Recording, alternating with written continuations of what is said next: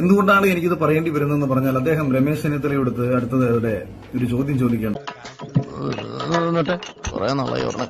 Surprise സ്ഥാനാർത്ഥികളൊക്കെ ഉണ്ടാവും. ഇപ്പൊ കൊല്ലത്ത് നിന്നൊരു പേര് കേട്ടത് അവിടെ അഖിൽ മാരാർ എന്ന് പറഞ്ഞ യൂട്യൂബർ മത്സരിക്കാൻ പോകുന്നു കോൺഗ്രസിന് വേണ്ടി നോക്കിയാണ്. അങ്ങനെയൊക്കെ ഉണ്ടാവും. അത് എല്ലാ മാധ്യമങ്ങളോടും ഒരു അഭ്യർത്ഥനയുണ്ട്.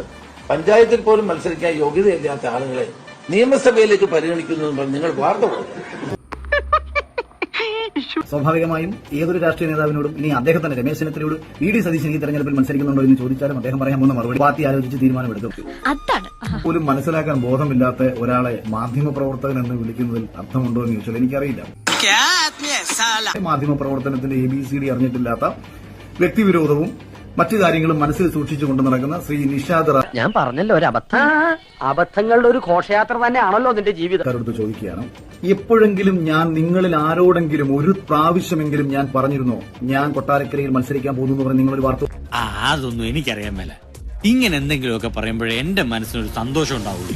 ഞാൻ എന്റെ സന്തോഷം നോക്കിയപ്പോൾ നിങ്ങൾ തന്നെ സ്വയം സൃഷ്ടിച്ചുവിട്ട ഒരു വാർത്തയിൽ നിന്ന് നിങ്ങൾ ഒരു ചോദ്യം ജനറേറ്റ് ചെയ്ത് അതിന്റെ പേരിൽ അനാവശ്യമായ ഒരു വിവാദങ്ങൾ ഉണ്ടാക്കി സ്വയം അപഹാസ്യരാകാൻ വേണ്ടി പ്രിയപ്പെട്ട നിഷാദ് ശ്രമിക്കരുത്. ചമ്മി.